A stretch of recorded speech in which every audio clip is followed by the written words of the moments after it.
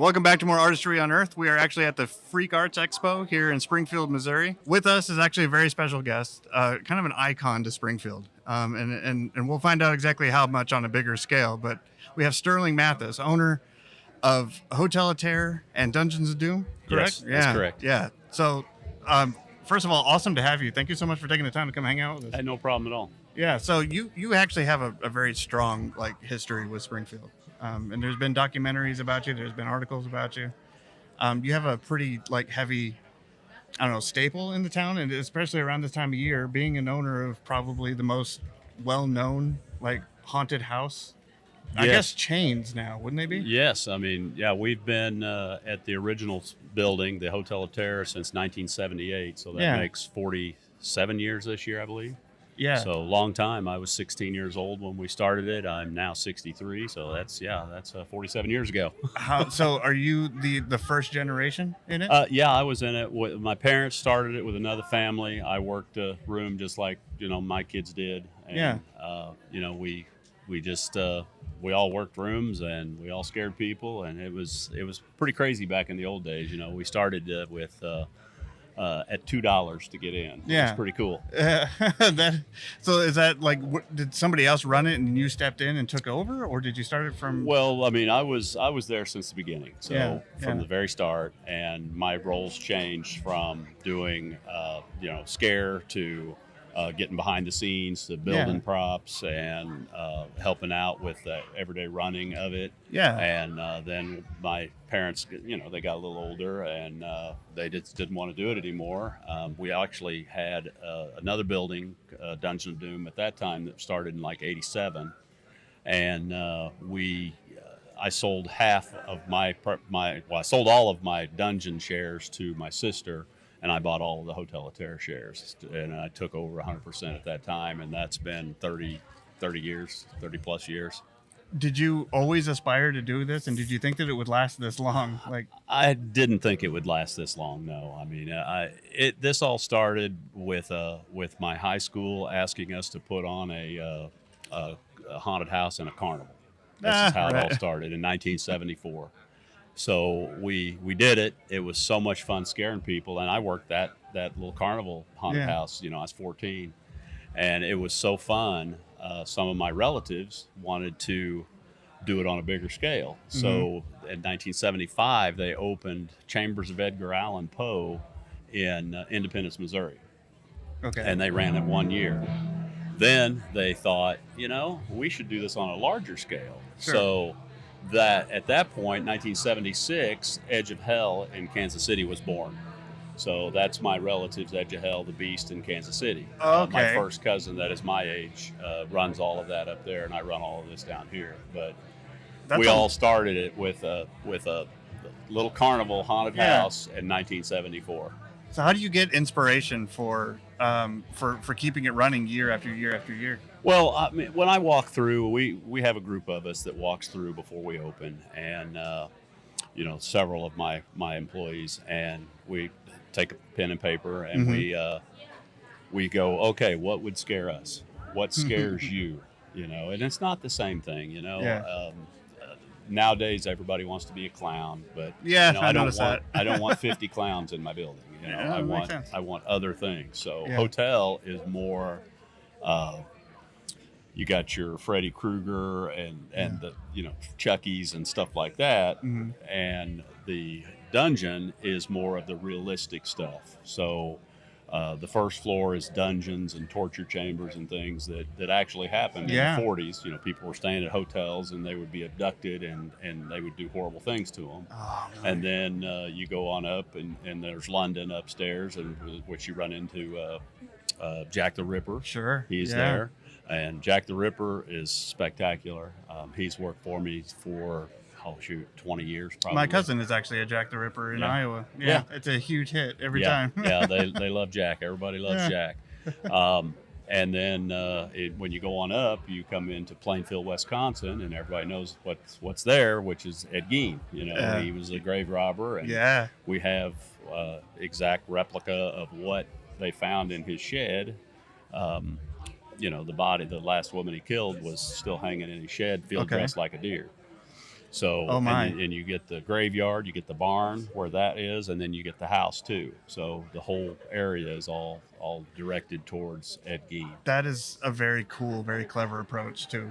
And I mean, and it's interesting that you say that you know you have like a whole level dedicated to London. My wife and I spent some time in London a couple of years ago, and I don't know, this is a follow up question, but we hit up the London Dungeon, and I don't know if you've ever been there or if you tour around and check out other places and we're like we could do better or we you know, but London Dungeon was interesting because it's like a 2.5 hour, almost 3 hour like walkthrough, and it's all like British history, starting from Guy Fawkes, you know, the butcher on or the Sweeney Todd story. Right. They go into Jack the Ripper. They go through all of history. They embrace their horrible history very, very prominently. Right. And I was curious, like, do you ever pop into other places and just kind of survey? Well, most of the time I don't have time because Sure. we're open. Because the smaller haunts around me are not open as much as we are now. Last night we did run up to my cousins in Kansas City Sure. because we haven't been up there in quite some time. So I, basically went to see him, and we went through all three of his haunts while we were there. Very good. They do a really good job. Awesome at it. Yeah. They're basically our big brother because our buildings are not as big as theirs. But where we shine is our workers really try hard to do the job. They're not just going to stand there and point the way to go. They're going to do their best to scare you every time. I don't care if there's one person there or 100 people there. They're going to do their best to scare you. Yeah. That's just what we like to do, and it's fun. It's amazing like how well you guys pull it off every year for so long, and there's a lot of energy and a lot of passion that's behind it, and it's admirable, especially when you're trying to grow and trying to build your legacy. But like the city has been pretty, like, there's been a bit of pushback from here and there. You struggling with them. You don't have to go into a whole lot of detail. Yeah. I think there's articles and stuff all over online, and you can. Right. But you have a pretty wild history with the city. But you've prevailed. Yeah, the city's been very difficult. I mean, they have been trying to push me out of business since the 90s. They have tried and tried and tried everything from trying to force me to put sprinklers in the 90s, even though I should have been grandfathered in, where they say the reason they made us do it is because in New York State, Six Flags put some trailers together which caught on fire and killed 7 people. Sure. So we showed them, any place in there, we can have them out within 30 seconds.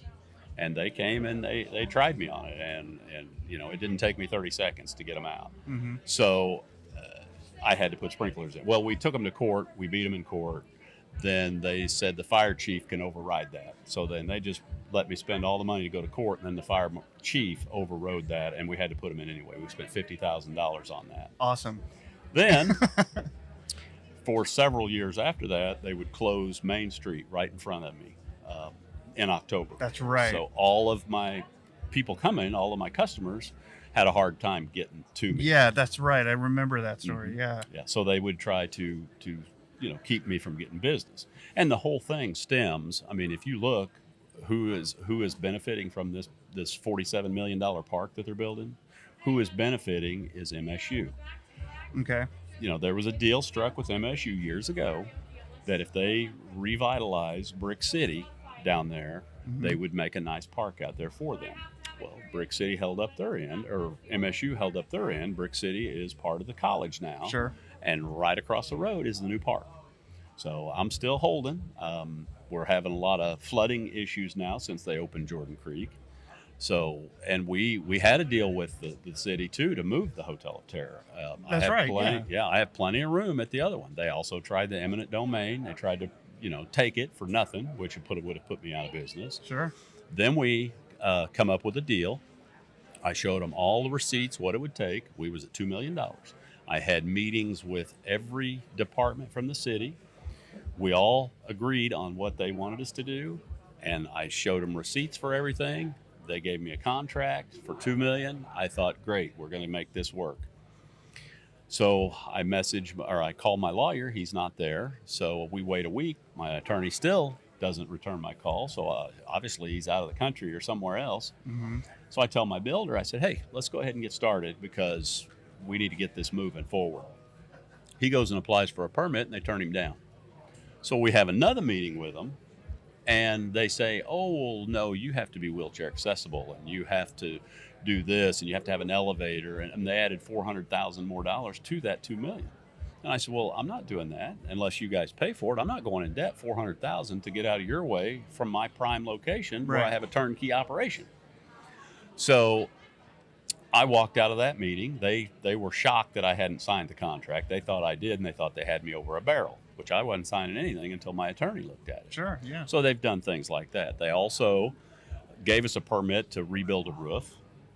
The builder ordered the steel, $80,000 worth of steel. Steel comes in, they're getting ready to start building. Then the same city guy that gave us a permit to do the roof says, oh no, that won't work for a haunted house. That roof won't qualify.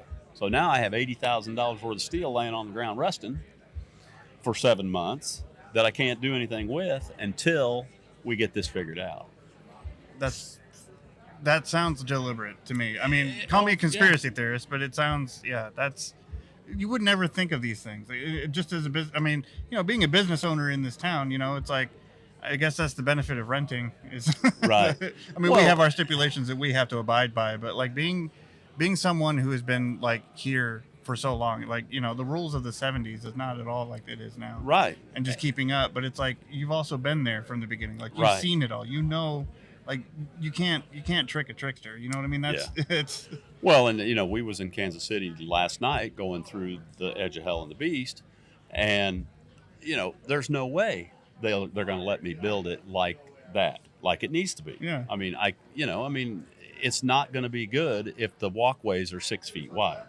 You've got to be claustrophobic. You've got to get into people's minds. You can't just open everything up and go, well, there it is. You know, kind of like walking around here. I mean, how are you going to scare people here? Right. You can't do it. Right. So they're going to have to ease up on some of this stuff and let me do it, or I don't know what's going to happen. Yeah. Man, I more power to you. I mean, much love and respect for because I mean, like I said, people who come out from out of town, they know Hotel Terra. They know the name. They know that and it's a major staple. It's impressive what you can do in such a short amount of time. You're only open for 32 days roughly. 32 days. Mm-hmm. Okay. And so where can people find it? What's the address? What other information? Hotel of Terror is 334 North Main Avenue in Springfield, and Dungeons of Doom is 701 West Wall Street in Springfield. But if you can make it to one, we also have hearse or hay rides. You can jump on or jump in, and they'll take you place to place, and that's free, of course. We also do free movies at the Dungeons of Doom on the weekends, on Fridays and Saturdays. So come on down.